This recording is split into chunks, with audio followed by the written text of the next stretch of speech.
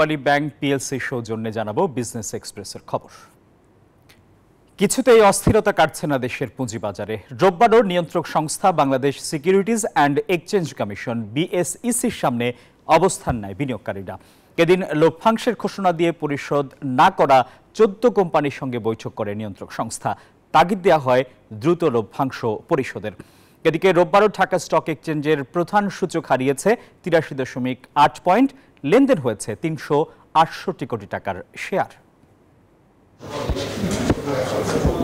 বেশ কিছুদিন ধরেই বড় দরপতনে দেশের পুঁজিবাজার। গেল সপ্তাহেই ঢাকা স্টক এক্সচেঞ্জের প্রধান সূচক হারিয়েছে 176 পয়েন্ট, কমেছে অপর দুই সূচকও।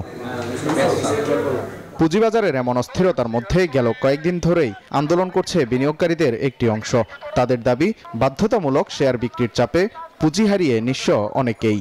আমি কারো মাধ্যমে আসি নাই, আমার নিজের বিনিয়োগ রক্ষার জন্য আসছি। কারণ আমার যদি ধরেন 40 লাখ টাকা এখন যদি 6 লাখ টাকা হয়ে যায়, তাহলে ভাই আপনি কি করবেন বলেন? লাম গ্র্যান্টের 18 লাখ টাকা আমি ঢুকাইছি, সেই টাকা 18 লাখ টাকা গত ওই পরশুদিন 1,76,000 টাকা। রোববার বিনিয়োগকারীদের প্রতিনিধি দলের সাথে বৈঠক করে নিয়ন্ত্রক সংস্থা বিএসইসি। পরে সংস্থাটির মুখপাত্র জানান, বিবেচনা করা হবে আন্দোলনকারীদের যৌক্তিক দাবি।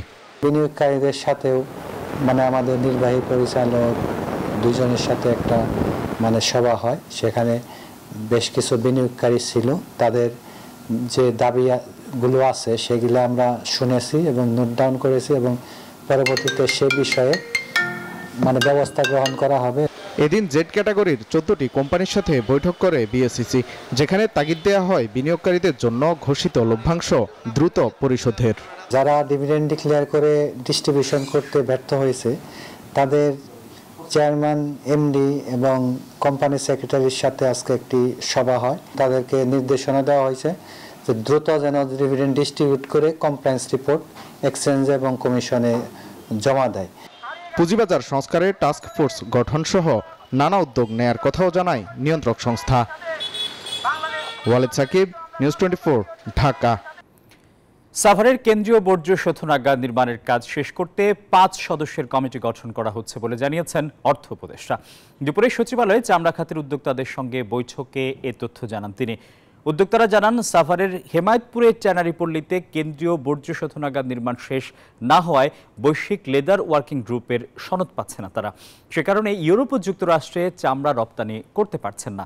তাই কেন্দ্রীয় বর্জ্য শোধনাগার নির্মাণ কাজ শেষ করার দাবি জানান ব্যবসায়ীরা। জবাবে উপদেষ্টা এ নিয়ে পদক্ষেপের কথা জানান। জবাবদিহির নামে ভালো বীমা প্রতিষ্ঠানকে ধ্বংসের অপচেষ্টা করেছে আওয়ামী লীগ সরকার, এমন অভিযোগ করেছেন সোনালী লাইফ ইন্স্যুরেন্সের উদ্যোক্তারা। সকালে রাজধানীর সোনারগাঁও হোটেলে সোনালী লাইফ ইন্স্যুরেন্স আয়োজিত লিডার্স ক্লাব অ্যাওয়ার্ড অনুষ্ঠানে এসব অভিযোগ করা হয়। এ সময় প্রতিষ্ঠানটির শীর্ষ কর্মকর্তারা জানান, মালিকানার সংকট কাটিয়ে আবারও ঘুরে দাঁড়ানোর চেষ্টা করছে সোনালী লাইফ ইন্স্যুরেন্স। এদিন প্রতিষ্ঠানটির কর্মীদের উৎসাহিত করতে সেরা কর্মীদের লিডার্স ক্লাব অ্যাওয়ার্ড দেওয়া হয়। মূলকভাবে এবং স্বর্ণের আগুনে পুরোই আর এই ছিল আমার কাছে পূবালী ব্যাংক বিজনেস এক্সপ্রেসের খবর।